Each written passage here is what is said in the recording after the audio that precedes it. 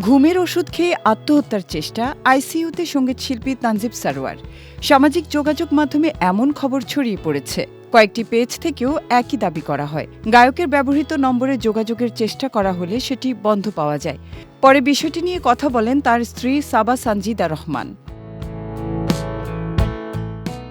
একটি ফেসবুক পোস্টে তানজিব সারোয়ারের অসুস্থতা নিয়ে ছড়ানো গুজব খণ্ডন করেছেন সাবা সানজিদা রহমান। তিনি জানান, আত্মহত্যার চেষ্টার খবরটি সম্পূর্ণ ভিত্তিহীন। মূলত উচ্চ রক্তচাপের সমস্যার কারণে তানজিবকে হাসপাতালে ভর্তি করা হয়েছে। সাবা লিখেন, আলহামদুলিল্লাহ, আপনাদের দোয়া ও ভালোবাসায় তানজিব এখন মোটামুটি সুস্থ। উচ্চ রক্তচাপজনিত জটিলতায় তাকে আইসিইউতে ভর্তি করা হয়েছিল। তিনি আরও জানান, তানজিব আগে থেকেই উচ্চ রক্তচাপে ভুগছিলেন। বর্তমানে তিনি চিকিৎসাধীন আছেন।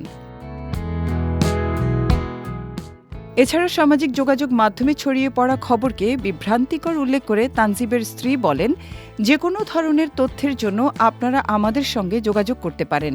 দয়া করে বিভ্রান্তিকর তথ্য দিয়ে মানুষকে বিভ্রান্ত করবেন না।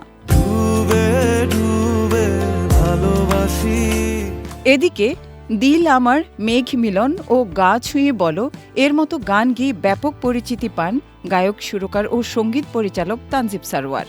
2011 সালে সঙ্গীতাঙ্গনে আনুষ্ঠানিকভাবে পথচলা শুরু করেন তিনি। একই বছর প্রকাশ পায় তার প্রথম একক অ্যালবাম অন্দরমহল। এরপর 2014 সালে মেঘ বরণ এবং 2016 সালে হৃদমোহিনী নামে আরও দুটি একক অ্যালবাম প্রকাশিত হয়। 2023 সালে রায়হান রাফি পরিচালিত সুড়ঙ্গ চলচ্চিত্রের গা ছুঁয়ে বলো গানটির মাধ্যমে প্লেব্যাকে অভিষেক ঘটে তার।